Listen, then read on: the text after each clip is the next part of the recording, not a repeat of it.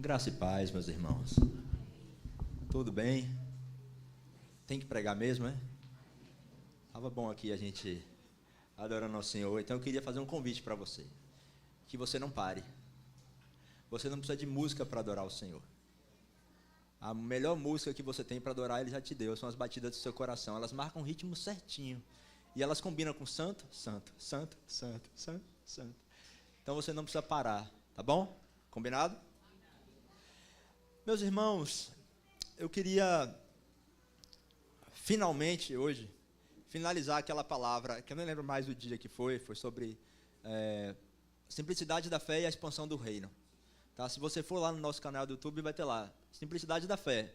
E aí falta a grandeza do reino, que eu queria compartilhar hoje com vocês sobre isso. Tá? Mas para continuar, primeiro eu queria recapitular. Tem tanto tempo que eu nem lembro mais que dia foi, mas está lá no YouTube, volta lá, você vai achar. O pessoal da mídia fez um excelente trabalho, botou lá, tá bonitinho lá, você vai achar. E eu queria compartilhar com vocês, obrigado minha irmã. Nós falamos em 1 Coríntios 15, e eu queria que você abrisse sua Bíblia lá comigo, por gentileza.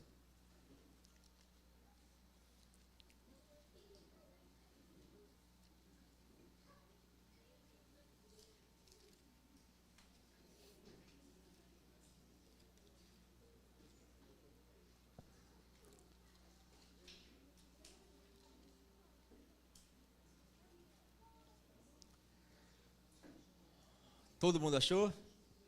Quem achou, diga amém. Quem não achou? 1 Coríntios 15, a partir do verso 19, vai dizer assim. Se puder botar NVI, eu agradeço. Só porque eu gosto da NVI. A minha também não é NVI, mas eu agradeço você colocar ali.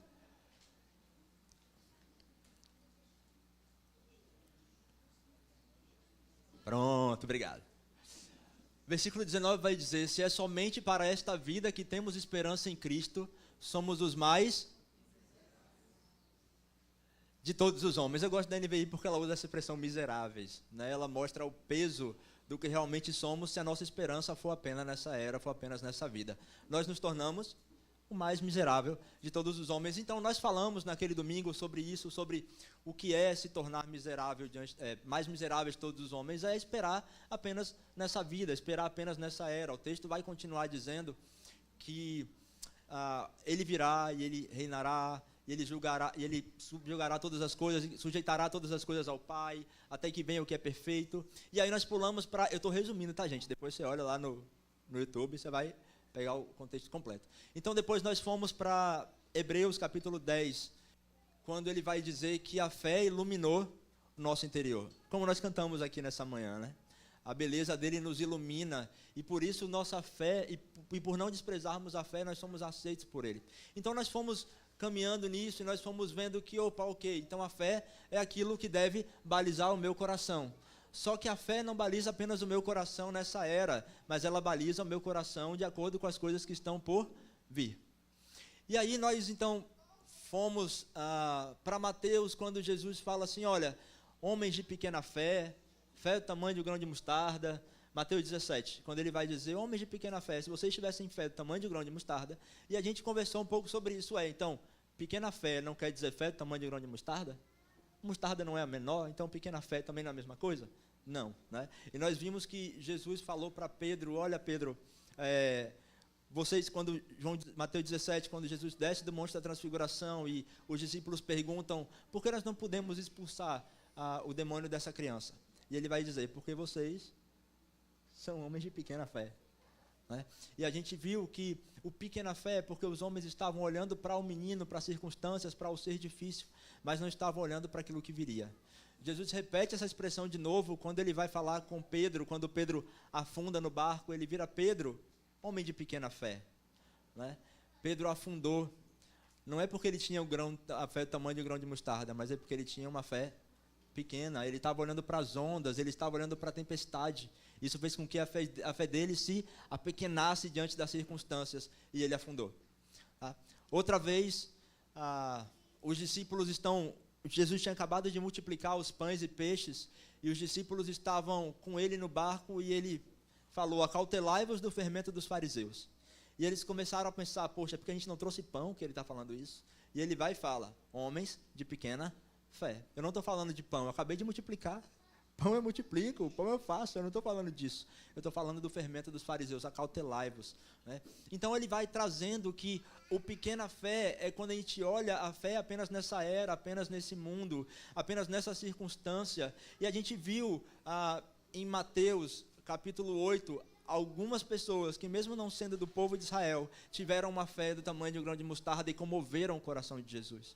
Nós vimos o centurião quando ele fala assim: olha, Senhor, meu servo está doente, mas eu não sou digno que você venha na minha casa. Eu também sou um homem sujeito à autoridade. Se eu falo ao meu servo vai, vem, ele vem. Então eu sei que só uma palavra sua bastaria. E Jesus vira para aquele centurião e fala: nem em Israel encontrei fé como essa, de um grão de mostarda, que não moveu somente um monte, mas moveu o nosso Senhor a fazer um milagre para quem não era ainda povo dele. Centurião romano, não era o povo escolhido, eleito, mas ele moveu montanhas por causa de uma fé pequena. A gente viu também sobre a mulher do fluxo de sangue, que já tinha vários anos sofrendo de hemorragia, e que pensou: se apenas eu tocar na orla, no manto dele, eu serei curada. E ela tocou no meio de uma multidão. Ele perguntou: quem me toca? Os discípulos falaram: quem me toca? Meio mundo de gente está perguntando quem me toca. Não, alguém me tocou de maneira especial, de mim saiu virtude, de mim saiu poder. E ele virou para a mulher e disse: a tua fé te salvou. Nós falamos um pouco sobre isso, então depois você volta, ouve com atenção. E nós falamos principalmente que a fé, para chegar nesse nível, ela não pode ser uma fé nas coisas dessa era. Ela não pode ser uma fé com base naquilo que eu vejo, com base naquilo que eu conheço, com base naquilo que eu sei. Nós começamos falando naquele domingo sobre os tipos de fé dessa era. Né? Que hoje, nessa era, a gente tem fé em informações, fé no conhecimento, fé em mim mesmo. Eu sou a melhor pessoa, sou o modelo mais bonito da camisa. Então, esse tipo de coisa. E é a fé dessa era, é a fé desse tempo. Mas não é a fé que o Senhor nos fala para termos. Ele nos fala para termos fé numa realidade que viria. E aí eu começo a falar a parte de hoje. A fé, ela existe por causa da grandeza de um reino que virá. É a maneira de não mantermos a nossa fé nessa era, ou de não mantermos a fé nesse tempo.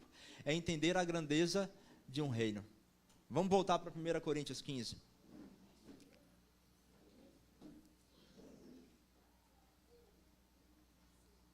Foi só um resumido, muito resumido. Então depois, vá lá, assista, compartilhe, inclusive não só essa, tá? Mas nós temos tido palavras poderosas aqui, então veja, reveja, queime de novo por aquilo que o Senhor falou, tá bom? Incentivo você a ter essa prática de voltar, ouvir, estudar, guardar a palavra no coração, zelar para que ela se cumpra na sua vida. Amém? 1 Coríntios capítulo 15. Vamos continuando aqui, vai dizer: mas na verdade, Cristo ressuscitou dentre os mortos, sendo ele primeiro entre os que faleceram. Portanto, assim como a morte veio por um homem, também por um homem veio a ressurreição dos mortos. Pois, assim como em Adão todos morreram, do mesmo modo em Cristo todos serão vivificados, cada um, porém, na sua vez, Cristo primeiro e depois os que lhe pertencem na sua vinda. Então virá o fim, quando ele entregar o reino de Deus, o Pai, quando houver destruído todo o domínio, toda a autoridade e todo o poder. Porque é necessário que ele reine, até que tenha posto todos os inimigos debaixo dos seus pés. E o último inimigo a ser destruído é a morte. Pois sujeitou todas as coisas debaixo dos seus pés. Mas quando diz todas as coisas lhe estão sujeitas, é claro que não inclui quem lhe sujeitou todas as coisas. E quando todas as coisas lhe estiverem sujeitas, então o próprio Filho se sujeitará àquele que todas as coisas lhe sujeitou, para que Deus seja tudo em todos. Então Paulo aqui, ele está refutando uma doutrina que é: olha, não tem ressurreição. Olha, tem ressurreição. Olha, não tem ressurreição. Olha, tem ressurreição. E ele começa a dizer: olha, se nós acreditamos que não temos ressurreição, nós estamos olhando apenas para essa era, então somos os mais miseráveis de todos os homens. E aí ele vai continuar dizendo: olha, então se não tem ressurreição, Cristo não ressuscitou. E ele começa a trazer a ressurreição de Cristo como um pilar para os olhares daqueles homens. E ele começa a dizer, porque da mesma maneira como ele ressuscitou, nós também ressuscitaremos com ele. Ele primeiro e nós depois, aqueles que esperam nele. E aí ele chega no porquê da ressurreição e ele vai dizer... Cadê? Me perdi aqui. Deixa eu pescar aqui do lado que eu me perdi. Mas ele vai dizer, porque é necessário, no versículo 25, ele vai dizer, porque é necessário que ele reine, até que tenha posto todos os inimigos debaixo dos seus pés. Então esse é o porquê da ressurreição. Por que a morte não poderia parar Jesus? Porque é necessário que ele reine, até que tenha posto todos os seus inimigos como estrada dos seus pés. Por isso ele pôde virar para a morte e falar, onde está a morte, o seu aguilhão? Onde está a morte, a sua cadeia? Onde está a morte, o seu poder que prende, que aprisiona os homens? Onde está? Por isso que a morte não teve poder sobre ele, porque era necessário que ele reinasse até que todas as coisas fossem sujeitas. E quando todas as coisas forem sujeitas, e aí já está falando de um reino, de um tempo vindouro, quando nós cantamos aqui, quando ele virá e sujeitará todas as coisas, e ele pegará todas as coisas e sujeitará de novo ao Pai. E aí nós chegamos no cenário de Apocalipse, em que Nova Jerusalém descerá, ele será o Cristo, e o Deus e o seu Cristo serão como o sol no meio da cidade. Nós chegamos nesse cenário como todas as coisas são sujeitas a ele, e esse é o ponto máximo da nossa fé. Esse é o ponto máximo da nossa fé, o aguardar a sua vinda. Aguardar o seu dia, aguardar o conhecer o Senhor e o poder da sua ressurreição plenamente, aguardar o dia em que ele virá e abalará tudo aquilo que nós conhecemos, mas estabelecerá aquilo que é inabalável. Mas eu queria trazer para você um aspecto prático, porque quando nós falamos sobre isso, fica parecendo, tá bom, então eu vou esperar, a minha fé ela vai estar baseada somente quando ele vier, mas aqui agora eu vou fazer o quê? A minha fé vai se manifestar em quê? Se ele ainda não veio plenamente. Tá bom, esperar é legal, esperar é divertido, aquece meu coração, saber que ele vem, aquece. Mas e agora? Eu faço o quê? Então eu queria voltar um pouquinho com você na história, voltar bastante, na verdade.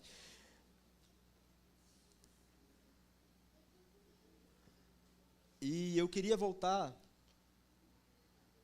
com você para Lucas, capítulo 1.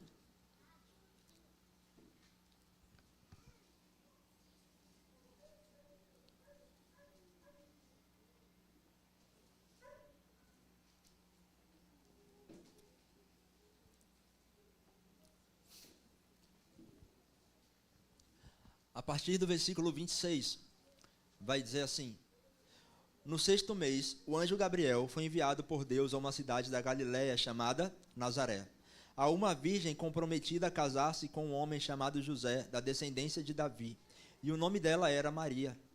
O anjo veio onde ela estava e disse: alegre-te, agraciada, o Senhor está contigo. Mas ao ouvir essas palavras, ela ficou muito perturbada e começou a pensar que saudação seria essa. Então o anjo lhe disse: não temas, Maria, pois encontraste graça diante de Deus. Ficarás grávida e darás à luz a um filho, a quem darás o nome de Jesus. Ele será grande e chamará Filho do Altíssimo. O Senhor Deus lhe dará o trono de Davi, seu pai. E ele reinará eternamente sobre a descendência de Jacó, e o seu reino não terá fim. Então aqui nós começamos a falar sobre uma coisa que talvez nas Escrituras nunca tenha sido falado com tanta personificação. Nós já vemos os profetas falando, Davi falando sobre o reino do Senhor, mas nunca foi personificado. Davi era um tipo de Cristo, ele era uma representação de Cristo, mas agora a palavra se cumpre. O anjo está anunciando a Maria, dizendo: olha, de você vai nascer aquele que será. Sabe o que isso quer dizer? Isso quer dizer que o reino que nós esperamos plenamente, ele já existe aqui, porque Cristo já trouxe. A palavra que estava sobre ele é: ele será o rei. Se ele será o rei, o que um rei começa? Não, tá fraco. Se ele será o rei, o que um rei começa? Ih, rapaz, um reino. O rei começa um reino. Então, ele começou o reino que nós esperamos. Ele começou o reino que nós desejamos. Ele começou o reino que aquece o nosso coração cantar que ele virá. Ele começou esse reino e não começou hoje. Começou quando ele ainda era pequeno. Quando Maria anunciou uma palavra, ela tornou aquilo real. Quando Maria viveu aquela palavra e creu naquela palavra, os evangelhos vão dizer que Maria guardava todas aquelas coisas no seu coração enquanto o menino ia crescendo. Ela foi zelando por aquela palavra até que ela sabia que o dia chegaria em que ele seria plenamente rei. Mas ela guardava aquelas coisas no coração. A primeira coisa que eu quero dizer para você é que o reino que nós esperamos, ele já chegou. O reino que nós desejamos e o reino que deve balizar a nossa fé e tirar a nossa fé nessa era, ele já chegou. E ele foi inaugurado com Jesus. Isso pode parecer algo simples, algo que você já saiba, algo que você tem plena ciência que já acontece, já estou isso várias vezes, aqui a gente já falou sobre isso várias vezes, mas sabe, eu estava pensando que Jesus ele vai falar para os discípulos, em Mateus 23, ele vai dizer para os discípulos, olha, ele vai falar para os fariseus e para os saduceus, ele vai dizer, olha, vocês fazem tantas coisas, vocês se preocupam com o exterior do copo, vocês se preocupam se lavaram a mão, se não lavaram, vocês se preocupam em ter aparência, mas por dentro vocês são como sepulcro caiados, e aí um pouco mais para frente ele vai dizer, sabe o que isso quer dizer? Quer dizer que vocês têm a chave do reino, que vocês não entram e não deixam ninguém entrar. E foi sobre isso que Jesus falou, quando ele falou sobre homens de pequena fé para os discípulos e disse, livrai-vos do fermento dos saduceus e dos fariseus. Era justamente sobre ter um entendimento, mas não ter a simplicidade para entrar nele. Ter um entendimento, mas complicar tanto o entendimento e esquecer que é um menino que virou rei, que é simples, que o evangelho é simples, que o reino do Senhor é simples. Simples. Não tem fórmula mágica. É simples. É o Senhor estabelecendo o seu reino de maneira simples. Um menino numa manjedoura. Não consigo imaginar algo mais simples do que isso. Uma mãe barriguda, batendo de hotel em hotel e não achando vaga, até que encontra uma manjedoura. E o nosso rei veio nesse lugar mais simples. E magos vieram, ofertaram presentes, ouro, incenso e mirra a um bebê. E esse bebê era o rei de Israel. O rei que eles esperam, o rei que nós esperamos, o rei que virá. Então a primeira coisa que eu queria dizer para você é que o reino já está aqui. Jesus já veio trazer esse reino. Jesus já veio inaugurar esse reino. Jesus veio nos tornar participantes desse reino. Afinal de contas, Paulo vai dizer que nós somos co-herdeiros e co-participantes com Cristo. Não precisamos esperar o dia que virá, porque ele já veio trazer o seu reino. Ele já veio inaugurar o seu reino, ele já veio nos conectar de novo com o Pai, nos colocar nesse acesso. Então, se você tem olhado e a sua fé tem se balizado apenas nessa era, apenas nesse tempo, lembre-se que o reino já veio. Lembre-se que o Cristo, o menino, cresceu, expandiu o reino, curava pessoas, fazia obras de justiça, purificava os leprosos, expulsava os demônios, ressuscitava os mortos, anunciando o reino, dizendo a Israel, olha, o reino já veio, o reino já está aqui, o reino já está aqui. E eu não vi nas escrituras ele dizendo que tirou esse reino de nós. Se você achou, me mostra onde é, porque eu nunca vi. Nunca vi nas escrituras ele dizendo, agora que eu vou para o céu, o reino parou de avançar. Agora que eu vou para o meu Pai, o reino para. E ele só vai voltar quando eu voltar de novo. Então vocês vão ficar de stand-by. Vão ficar só aguardando o dia da minha vinda. Sabe, existe um reino que ele já trouxe e já nos comprou para esse reino, já nos colocou assentado com ele nas regiões celestes e já somos agentes desse reino, mordomos, dispenseiros. Então, o reino que deve balizar a nossa fé para tirar os nossos olhos dessa era e nos fazer olhar para o reino que virá, para o reino futuro, já é aqui, mas também será. É um reino que já veio e virá. É um reino que é pleno dentro de nós, mas que ainda virá de maneira visível a todo olho. E aí Jesus, então, cresce. Ninguém sabe o que acontece com Jesus, ele vive a vida ordinária. Até que chegamos em Mateus capítulo 4. Vamos lá para Mateus capítulo 4.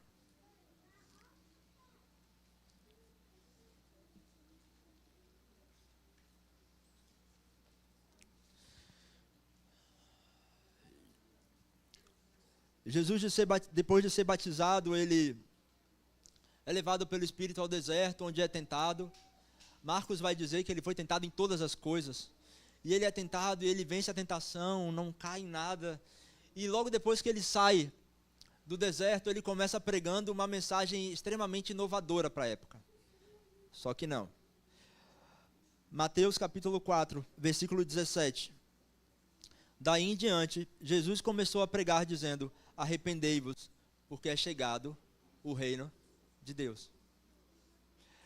A mesma mensagem que João estava pregando no deserto. A mesma mensagem que termina a última profecia do Antigo Testamento, da Antiga Aliança. O último profeta termina dizendo: olha, virá o rei, virá o reino.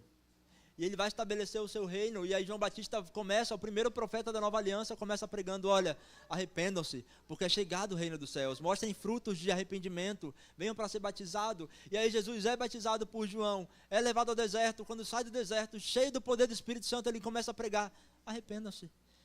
E ele diz: o reino é chegado. O reino é chegado. E eu nunca vi na Escritura Jesus dizendo: o reino é tirado agora. O reino agora parou, o reino deu um time. O reino é chegado. A grande questão é que o povo de Israel estava sempre esperando um reino fora. Estava sempre esperando um rei, um Messias, que fosse mudar toda a ordem, te livrar o povo da opressão do Império de Roma. Eles estavam olhando para um reino que viria em visível aparência. Mas o que Jesus estava fazendo era trazendo aquele reino e colocando dentro de nós. Ele estava pegando aquele reino, o poder, a glória, a majestade daquele reino e colocando dentro de nós. E aí, logo depois, no capítulo 5, 6 e 7, é o Sermão do Monte. Todo mundo conhece, todo mundo já leu o Sermão do Monte. Se você não leu, encorajo você a ler Mateus 5, 6 e 7. E eu acho interessante porque no Sermão do Monte a gente vê Jesus justamente transportando a legislação desse reino que era fora, que era em leis, que era em tábua de pedra, para dentro do coração do homem. Mateus capítulo 5, Jesus começa falando sobre as bem-aventuranças. A partir do versículo 2, ele começou a ensinar-lhes dizendo: bem-aventurados os pobres de espírito, pois deles é o reino do céu. Bem-aventurados que choram, pois serão consolados. Bem-aventurados os humildes, pois herdarão a terra.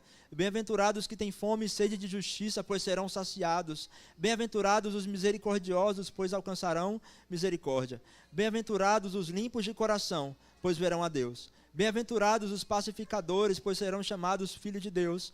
Bem-aventurados perseguidos por causa da justiça, pois deles é o reino dos céus. E bem-aventurados sois quando vos insultarem, perseguirem e mentindo disserem todo mal contra vós por causa do meu nome. Alegrai-vos e exultai, pois a vossa recompensa no céu é grande, porque assim perseguiram os profetas que vieram antes de vós. Ele começa a falar sobre as bem-aventuranças e olha que legal, as bem-aventuranças não tem nada a ver com o que estão fora. As bem-aventuranças têm a ver com o que estão dentro. Bem-aventurado o pobre de espírito. Alguém vê quando o outro está pobre de espírito? Muitas vezes não. Bem-aventurados que choram. O cara pode chorar sozinho e ninguém vê. Ele começa a falar sobre o reino, mas para começar a falar sobre o reino, ele começa falando sobre o que está dentro. A única coisa que ele fala do que está fora é: bem-aventurados quando vos perseguirem por causa do meu nome. A única coisa que viria em visível aparência para esses irmãos era a perseguição. E Jesus fala: mesmo assim, vocês são bem-aventurados. O que Jesus estava fazendo aqui no Sermão do Monte era preparando o coração de pescadores, de homens que estavam esperando um reino fora, e transformando para homens que iriam receber e herdar um reino dentro. E no capítulo 5, então, ele começa a falar sobre as leis, ele vai falar sobre homicídio, sobre uma série de coisas que estavam lá na lei de Moisés, ele vai trazer, mas não é só isso. Mas não é só como está na lei. Não é se você adulterar, mas é se você no seu coração pensar, você já cometeu adultério. Ele começa a trazer e dizer: olha, é o coração de vocês que vai movimentar esse reino. E aí no capítulo 6, eu vou resumir. No capítulo 6 ele começa a dizer como nós encontramos esse reino que está dentro. E ele vai falar sobre oração, e ele ensina os discípulos a orarem a oração do Pai Nosso. E é legal porque nessa oração ele diz: venha o teu reino, seja feita a sua vontade, assim na terra como no céu. Então ele já mostra como esse reino opera. Então ele já diz o que é o reino de Deus. Vontade de Deus sendo feita na terra, como ela é feita no céu. Simples, não? E ele começa a dizer, e vocês, quando vocês orarem, não façam que nem os fariseus, que buscam serem elogiados nas praças, mas entrem no lugar secreto e fechem a porta. Mais uma vez, ele está levando para aquilo que está dentro, onde ninguém vê. E ele vai continuar falando sobre jejum, sobre oração. Então, no capítulo 6, ele dá instruções práticas para que aqueles que querem viver um reino dentro alcancem esse lugar. E aí chegamos no capítulo 7, onde no capítulo 7 ele vai falar, olha, se você escolheu viver essa vida, saiba que você vai viver dessa maneira. E ele vai dizendo como você vai viver a partir de ter o reino dentro de você. O pastor Laércio falou no domingo passado sobre o rei Ezequias e como ele restaurou a adoração em Israel. Como ele restaurou os altares, restaurou o templo, como ele restaurou todas essas coisas. E o pastor Laércio nos falou assim, olha, antes dele fazer tudo isso, ele virou para os sacerdotes e falou assim, se preparem, se purifiquem.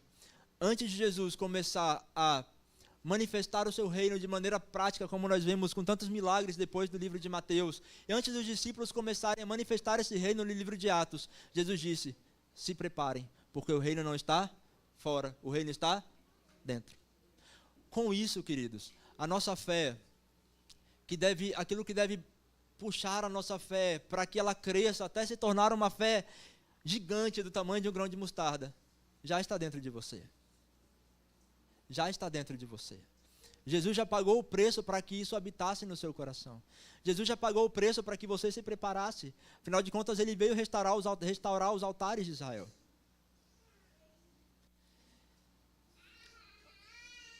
O que muitas vezes falta dentro de nós é a correspondência no nosso interior. Quando o rei Ezequias falou para os sacerdotes se preparem, eles fizeram o quê? Se prepararam. O Senhor tem bradado no nosso interior, se preparem. E muitas vezes nós fazemos o quê? Nos distraímos. Por causa da nossa pequena fé. Enquanto na verdade o Senhor está dizendo, olhem para mim. Olhem para aquilo que eu coloquei dentro de vocês, até que a fé de vocês cresça do tamanho de um grão de mostarda.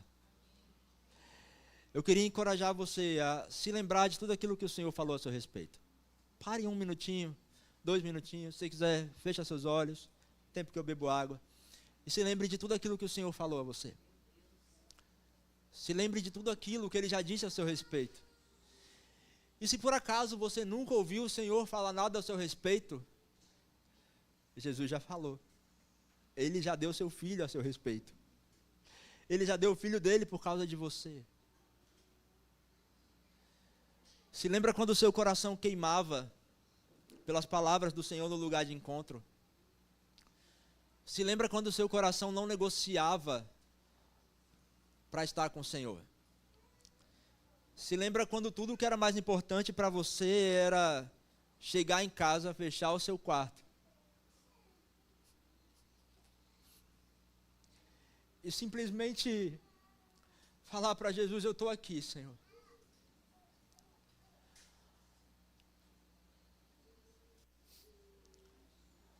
A Bíblia nos ordena a trazer à memória aquilo que nos dá esperança. Então traga a memória. Traga a memória. Mas está lá atrás, está cheio de poeira. Não tem problema, traga a memória. Traga a memória quando ele começou a trazer as leis dele para dentro do seu coração. Quando ele começou a transformar o seu coração de um coração de pedra em um coração de carne. E você chorou pela primeira vez sentindo o calor de um pai. Enquanto nós estávamos declarando que Ele é santo, eu senti o Senhor falando, olha, essa manhã é uma manhã de encontro do pai com os filhos. Essa manhã é uma manhã de encontro do pai com os filhos. Eu senti o Senhor aproximando corações. Senti o Senhor aproximando corações para Ele novamente.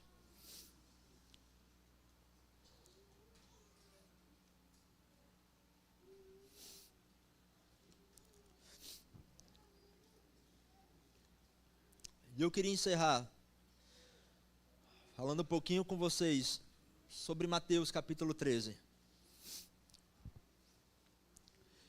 Em que Jesus vai falar uma série de parábolas sobre o reino.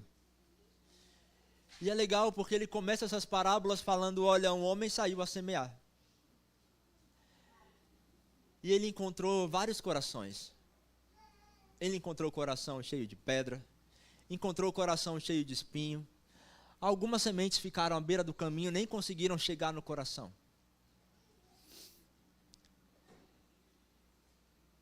E logo depois ele começa a dizer, a partir do versículo 24, e apresentou-lhes outra parábola dizendo, o reino do céu é semelhante ao homem que semeou a semente em seu campo. Mas enquanto o homem dormia, seu inimigo veio, semeou o joio no meio do trigo e retirou-se. Assim, quando o trigo cresceu, começou a dar espigas, apareceu também o joio. Então os servos do proprietário chegaram e disseram-lhe, Senhor, não semeaste boa semente em teu campo? De onde veio o joio? Ele respondeu, algum inimigo fez isso. E os servos lhe disseram, queres então que arranquemos? Ele disse, não, para que ao tirar o joio não arranqueis com ele também o trigo. Deixai ambos crescerem juntos até a colheita. Na época da colheita, direi ao que fazem a colheita, juntai primeiro o joio, atai em feixes para queimá-los de trigo. O trigo, porém, recolhei no meu celeiro. E ele começa a dizer sobre o reino dos céus, ele diz, o reino dos céus é semelhante a um homem que tinha uma vinha, que tinha um campo, e plantou uma semente. Vamos lembrar que quando ele começa a falar sobre a parábola do semeador, os discípulos perguntam, o que quer dizer essa parábola? Me diz o que quer dizer, a gente não entendeu porque que você fala por parábolas. E ele falou para os discípulos, olha, a terra é o coração do homem, a semente é o evangelho, e ele vai explicando. E aí ele começa então a dizer, o reino dos céus é semelhante a um homem que plantou trigo num campo bom. Vira para a pessoa que está do seu lado e fala assim, eu sou um campo bom. Agora vira para a pessoa que está do seu lado e fala, você também é um campo bom. Ele plantou boa semente num campo bom. Ele plantou boa semente num campo bom. Se você é um campo bom, o que ele colocou no seu interior é boa semente. É boa semente. Ele plantou trigo no seu interior. Ele plantou trigo para que você pudesse ser fornecedor do pão da vida. Só que infelizmente veio o inimigo no meio da jornada. E plantou também o joio. E o joio cresceu, misturou com trigo, pode ter confundido no meio do caminho. Você talvez tenha chegado no ponto de olhar e falar assim, eu não sei mais o que é joio, nem o que é trigo. Mas eu quero te lembrar, você continua sendo um campo bom. Você continua sendo um campo bom. E os servos do dono do campo falaram, olha, quer que a gente venha e passe a foice em tudo? Não. Não. Eles são um campo bom. Eles são um campo bom. Espera. Espera até o tempo da colheita. O trigo vai continuar crescendo, espera até o tempo da colheita. E ele vai continuar dizendo, por isso Jesus apresentou outra parábola dizendo, o reino do céu é comparável a um grão de mostarda, que um homem pegou e semeou em seu campo. Mesmo sendo menor das sementes, quando cresce é maior dos arbustos, e torna-se uma árvore, de modo que as aves do céu vêm e se aninham em seus ramos. Você é um campo bom. Amém?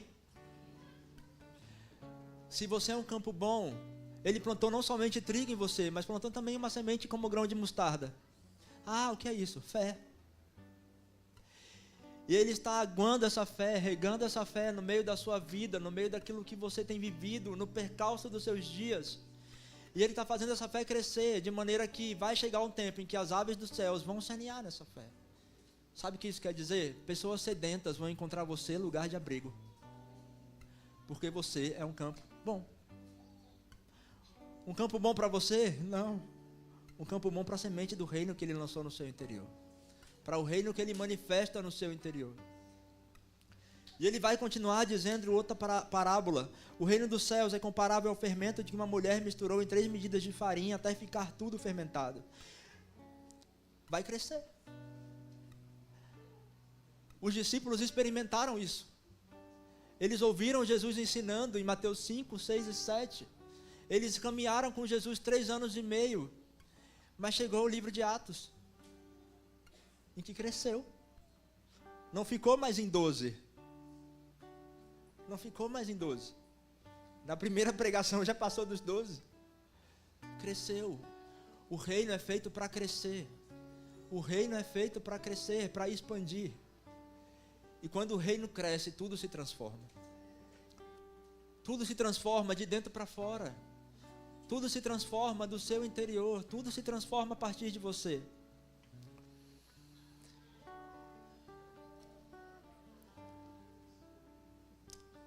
E Jesus continua dizendo, no versículo 44, o reino do céu é semelhante a um tesouro escondido num campo, que um homem esconde depois de achá-lo. Então, com a sua alegria, vai e vende tudo o que tem e compra aquele campo.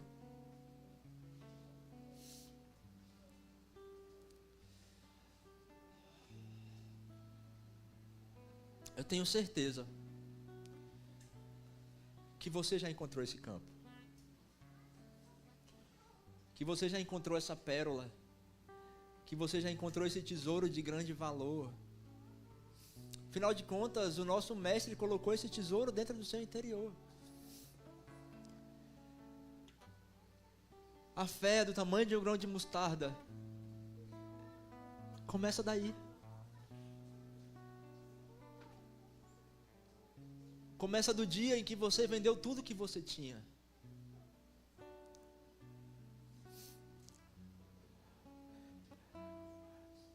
Quando Jesus me aceitou,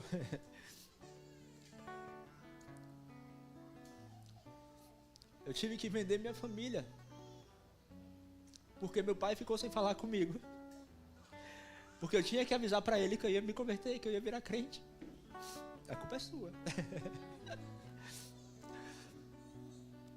O que você teve que vender por causa daquele campo bom?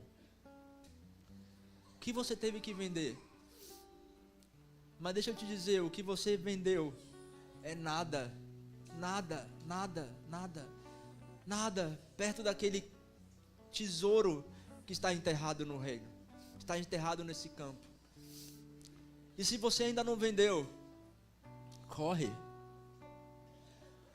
Acho que essa é a única vez que eu vejo a Bíblia falar que o homem tinha alegria em perder tudo que tinha. Ele alegremente correu. Ele ia vender tudo, ia ficar sem nada, só ia ter um campo. Ele ia dormir aonde? Ele ia comer o quê? Para ele não importava nada disso. Para ele importava que ele encontrou um tesouro de grande valor. Esse é o reino que o Senhor colocou no nosso coração, no nosso interior. E essa é a chave para que a nossa fé cresça. Nos lembrarmos desse reino que Ele colocou no nosso interior. Muitas vezes buscamos fé em livros, em conversas, em sabedoria. Não. Ele já colocou um grão de mostarda dentro do seu interior. Já está aí. Já está aí. Não crie mais apego pelo campo que você tem, pelas coisas que você tem. Tem um campo, tem um tesouro. E Ele está simplesmente dizendo, corre, vende tudo. Vende tudo. Da mesma forma, o reino dos céus é semelhante a uma rede lançada ao mar, que apanhou todo tipo de peixe. E quando ficou cheio, os pescadores puxaram-na para a praia e sentando-se puseram os bons em cestos, mas jogaram fora os ruins. Assim será no fim do mundo. Os anjos sairão e separarão os maus dentre os justos, e os lançarão na fornalha de fogo, e ali haverá choro e ranger de dentes. Jesus termina então dizendo que o reino dos céus, aí sim, ele começa a falar do reino em sua plenitude. É semelhante a uma rede lançada no mar. E a rede, quando é puxada, vem peixe de tudo quanto é tipo. Alguns prestam, outros não.